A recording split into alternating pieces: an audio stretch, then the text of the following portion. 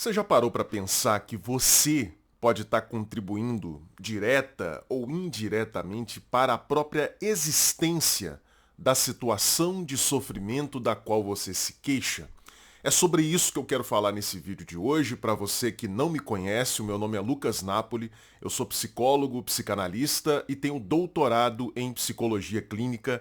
Seja muito bem-vindo ao canal Psicanálise em Humanês.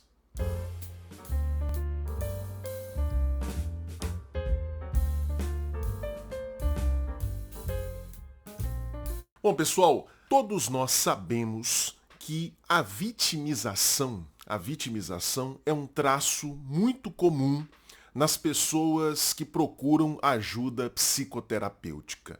Muitas pessoas procuram psicólogos, terapeutas, psicanalistas e quando chegam lá na primeira sessão, o que elas apresentam na sua fala é mais ou menos o seguinte: olha, eu estou sofrendo. Eu estou sofrendo porque as pessoas me tratam de determinada maneira, porque eu estou num emprego que me proporciona uma série de situações absolutamente desconfortáveis, porque os meus pais agiram comigo de determinadas formas. Então, geralmente, com muita frequência, as pessoas chegam até o contexto psicoterapêutico nessa posição de vítimas do mundo, vítimas da realidade. E uma das nossas primeiras manobras técnicas na psicanálise, aquilo que a gente costuma chamar de retificação subjetiva, foi um termo proposto pelo psicanalista francês Jacques Lacan para caracterizar isso, retificação subjetiva. Uma das primeiras coisas que a gente faz numa terapia psicanalítica é ajudar o sujeito a mudar de posição. Ao invés de se pensar como vítima do destino, vítima da vida, vítima da realidade, ele começar a se pensar como alguém que, sem perceber, acaba contribuindo para que aquela situação de sofrimento da qual ela se queixa exista na sua vida, permaneça na sua vida. Veja, não se trata de culpabilizar o sujeito, de dizer assim, olha, se você está vivendo isso é culpa sua, é você que causa essa situação. Não. O nosso objetivo é ajudar o sujeito a perceber assim, será que você não está fazendo determinadas coisas que contribuem para que essa situação permaneça, que contribuem para que as pessoas tratem você dessa forma, que contribuem para que você se veja obrigada a permanecer nessa situação, nesse emprego, nessa relação? Qual é a sua parcela de contribuição para a manutenção desse problema? É isso que a gente faz logo no início do processo terapêutico dentro da psicanálise. Em outras palavras, o que a gente tenta ajudar o paciente a fazer é a perceber que ele talvez esteja funcionando, esteja agindo como um profeta do seu próprio sofrimento. Por que eu estou utilizando esse termo profeta? Porque existe uma expressão que não nasceu na psicanálise, nasceu na psicologia, mais especificamente no campo da psicologia social, que é a expressão profecia autorrealizadora. O que é uma profecia, a princípio? Uma profecia é um enunciado acerca do futuro. O profeta diz, supostamente, aquilo que vai acontecer no futuro. Uma profecia autorrealizadora é aquela profecia que ela própria produz o resultado que ela anuncia que vai acontecer. Ou seja, eu digo que um determinado evento vai se passar no futuro, mas o fato de eu dizer isso é o que contribui diretamente para a ocorrência desse evento no futuro. E isso acontece com muitos dos nossos pacientes, talvez aconteça com quase todos os nossos pacientes. E eu vou dar para você aqui nesse vídeo duas ilustrações clínicas para exemplificar isso e te ajudar, inclusive, a perceber de que forma você pode estar contribuindo para a manutenção das situações de sofrimento pelas quais você vem passando.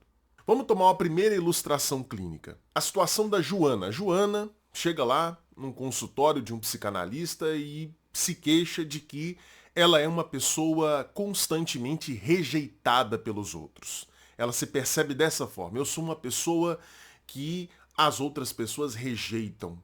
Eu acho que as outras pessoas me consideram chata, então ninguém se aproxima de mim, as pessoas não conversam comigo, eu não sinto em nenhum dos contextos que eu frequento, no trabalho, na escola e até mesmo na minha família, eu não sinto que as pessoas gostam de mim, que as pessoas querem ter uma proximidade comigo, eu me sinto rejeitado, eu acho que as pessoas me consideram uma mulher chata. E aí, o que um psicanalista pode fazer nessa situação? Ele pode, por exemplo, perguntar para essa paciente se alguém já chegou para ela e falou explicitamente: olha, Joana, você é chata. Você é uma pessoa desagradável, é por isso que a gente não quer se relacionar com você. É por isso que a gente não se aproxima de você, porque você é muito chata. Já aconteceu isso, Joana? E a Joana vai dizer: não, não aconteceu. Ninguém chegou para mim e falou que eu sou chata. Eu acredito, eu acho que as pessoas pensam isso de mim. Por que eu acho? Porque elas não se aproximam. Se elas não se aproximam de mim, é por alguma razão. E provavelmente é porque elas me consideram chata, elas me consideram uma pessoa desagradável. Então, não é que elas falaram para mim, mas eu acho que é isso que elas pensam. Então, diante disso, o terapeuta pode frisar essa conclusão que a paciente acaba de enunciar diante dele. Olha, então, não é que as pessoas acham que você é chata, é você que imagina isso. Essa é a visão que você tem a respeito do que supostamente, do que você supõe que esteja se passando na cabeça das pessoas. E aí, fazendo esse tipo de intervenção, o terapeuta pode acabar obtendo dessa paciente justamente uma confirmação de que, na verdade, essa situação de rejeição pela qual ela passa tem uma participação direta dela. Sabe por quê? Quando o terapeuta fala isso, olha, então é a sua visão sobre as pessoas. Não é que as pessoas acham você chata necessariamente, porque ninguém falou isso, mas você acha que as pessoas te acham chata. Diante desse tipo de intervenção, a paciente pode falar assim: não é coisa da minha cabeça, não. Eu tenho certeza de que eles me consideram chata. E justamente por isso, justamente porque me consideram chata, é que eu não converso com ninguém. Eu não vou ficar conversando com gente que me acha chata. Eu não vou ficar dando bola para esse povo metido que me acha chata. Eu não vou conversar com eles. Opa, então nós temos aqui uma fala esclarecedora. A princípio, essa paciente chegou dizendo: as pessoas me rejeitam, as pessoas não querem conversar comigo. Mas agora, à medida que o processo foi se desenrolando, à medida que o terapeuta foi fazendo perguntas e intervenções, o que essa paciente está declarando? Que, na verdade, ela também não se aproxima das pessoas. Ela também não puxa conversa. Ela também não tenta se enturmar, não tenta se entrosar com as pessoas. E por que ela não faz isso? Porque ela considera de antemão que as pessoas a acham chata. Ou seja, ela está fazendo uma profecia. Por que profecia? Porque ela não sabe o que está acontecendo lá do outro lado. Ela não tem certeza, ninguém falou que ela é chata. Mas ela supõe que as pessoas a considerem chata. E supondo que as pessoas a considerem chata, ela já se defende. Ela já se protege e fala: não vou conversar com eles. Porque se eles me consideram uma pessoa desagradável, eu é que não vou lá ficar dando bola, dando moral para eles. Tá percebendo? Nós não estamos excluindo a hipótese de que essas pessoas efetivamente não façam um movimento de aproximação com a paciente. Mas ela contribui para que esse processo permaneça porque, na tentativa de se proteger, de se defender, ela própria não vai em direção às pessoas. Ela não faz uma tentativa. Ela não puxa conversa, ela não tenta se entrosar, ela não tenta se enturmar. Então ela não pode dizer: eu tentei. Eu fiz um primeiro movimento, eu fui lá, tentei conversar com as pessoas, tentei interagir, me interessei pela vida delas, mas mesmo assim elas me rejeitaram. Se esse fosse o caso, aí de fato a gente estaria falando de alguém que é efetivamente, infelizmente, vítima da rejeição alheia. Mas não é o caso. Perceba, ela não faz o movimento de aproximação também. E por que ela não faz o movimento? porque ela já se considera chata. Ela faz esse julgamento sobre ela mesma, projeta esse julgamento nos outros, então imagina que os outros vão considerá-la chata, e aí ela acaba não se envolvendo com eles, ela acaba se mantendo numa posição afastada. E isso efetivamente, evidentemente, induz as outras pessoas a não se aproximarem também. Há coisas, gente, que a gente não precisa falar, que são processos não verbais que acontecem nas relações humanas. Se você se porta como alguém extremamente fechado, defensivo, que fica só quieto na sua, as pessoas, evidentemente, não vão se aproximar. Mesmo que elas não consigam pensar isso conscientemente, elas vão sentir que você não quer aproximação.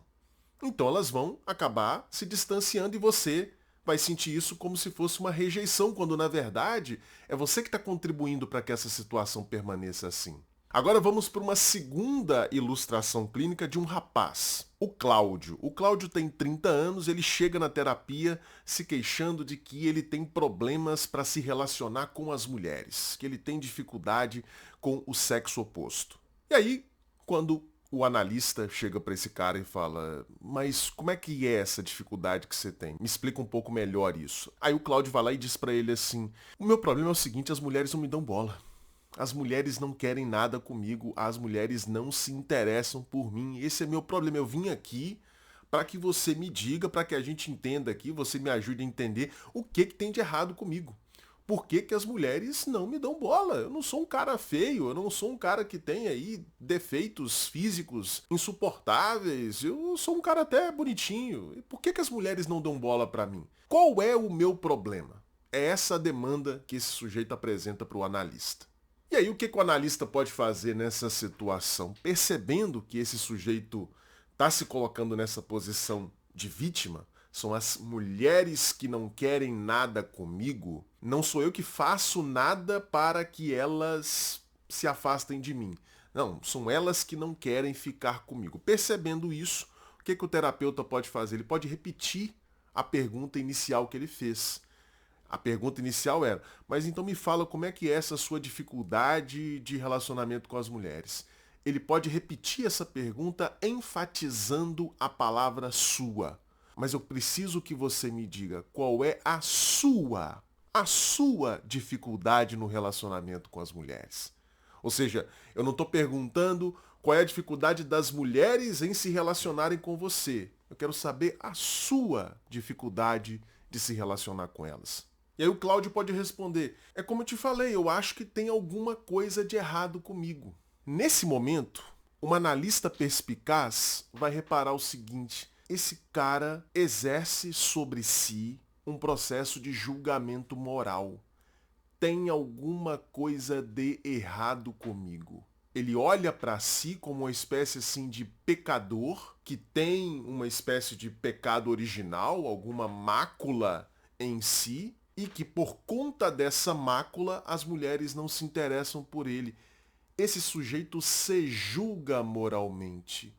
Ora, será que não é justamente por esse julgamento moral que ele faz de si e que talvez ele projete nas mulheres que ocorra essa dificuldade no relacionamento com elas?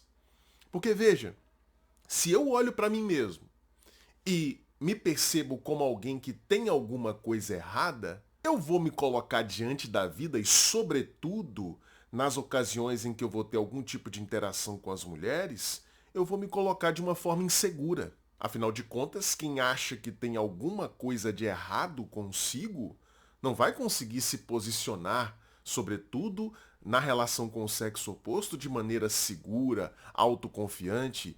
E essa postura de insegurança, de achar que tem alguma coisa de errado comigo, essa postura de julgamento moral sobre si, ela própria já leva o outro a não se interessar. Ou seja, é como se você estivesse mandando um sinal para outra pessoa dizendo assim: olha, eu não sou uma pessoa legal.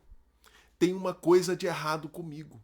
Então, se você manda esse sinal não verbal, algo que passa assim no nível completamente inconsciente, se você manda esses sinais para o outro não vai se interessar mesmo. Então, tá percebendo?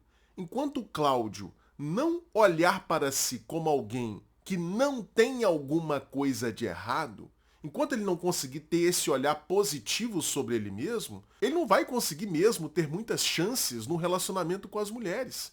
Porque ele próprio as está espantando. Ele contribui para que as mulheres não se interessem por ele.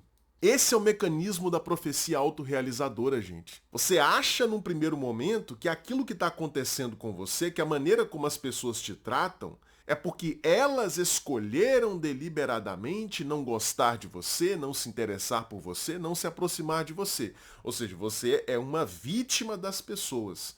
Mas na hora que você vai analisar o seu comportamento e principalmente a maneira como você se vê, você acaba percebendo que é você que, de certa forma, induz os outros a te tratarem daquela maneira.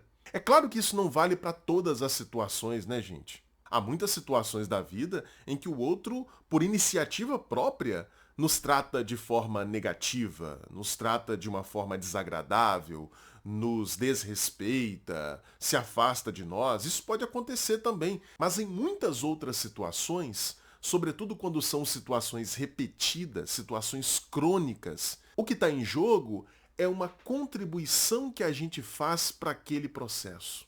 Sem perceber, a gente emite sinais, a gente induz o outro, a gente estimula o outro a fazer aquilo com a gente. Então, enquanto nós não analisarmos o nosso papel, a nossa participação nessa dinâmica relacional, a gente não consegue se livrar dela. Nós vamos continuar nos percebendo como vítimas, continuar nos defendendo e continuar insatisfeitos e em sofrimento. E aí, a partir dessa explicação que eu dei para você aqui nesse vídeo, você consegue perceber que esse tipo de dinâmica já esteve presente na sua vida ou está presente nesse momento? Você consegue se perceber como profeta do seu próprio sofrimento? Se a sua resposta for afirmativa ou se ela for negativa, coloque aqui nos comentários. Eu quero conhecer um pouco a experiência de vocês. Bom, o que você aprendeu nesse vídeo foi extraído da minha experiência clínica e do meu estudo da teoria psicanalítica. Se você deseja também estudar profundamente a teoria psicanalítica, conhecer as mais diversas facetas do universo psicológico tratadas, trabalhadas, abordadas pela psicanálise, o seu lugar é a Confraria Analítica. Caso você não conheça, a Confraria é a minha escola de formação teórica em psicanálise. Se você entrar na Confraria, você vai ter acesso a mais de 300 horas de aulas comigo sobre diversos temas relacionados ao comportamento humano e ao universo teórico da psicanálise.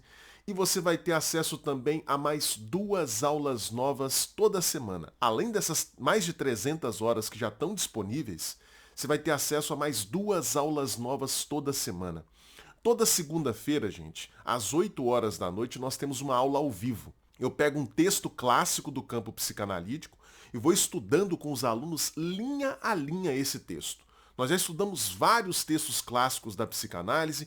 Neste momento nós estamos estudando o texto de Ferenczi, Princípio de Relaxamento e Neocatarse. Todas essas aulas ao vivo ficam gravadas na nossa plataforma. E na sexta-feira tem uma aula um pouco mais curta, gravada, sobre algum tópico, algum conceito, algum autor específico do campo psicanalítico. E para entrar na confraria, para ter acesso a tudo isso, você não vai precisar desembolsar milhares de reais como a gente vê em vários cursos e plataformas por aí. Não, é barato, gente. É barato para entrar. Só R$ 49,99 por mês. É isso mesmo.